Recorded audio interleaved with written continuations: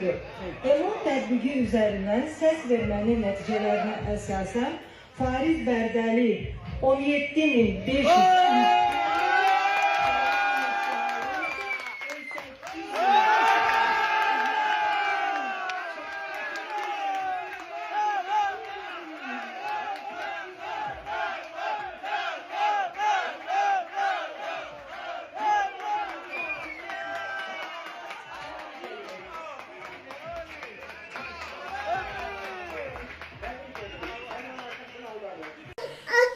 Değerli izleyiciler, bildiğiniz kimi Miray balamızı bir neçə aydır ulserativ kolit xəstəliyindən müalicə etdiririk. Bağırsağındakı sancılar təbii ki dözülməzdir.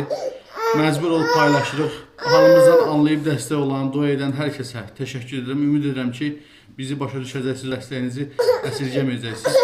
Allah heç kimə bizim kimi çarəsizlik nəsib eləməsin.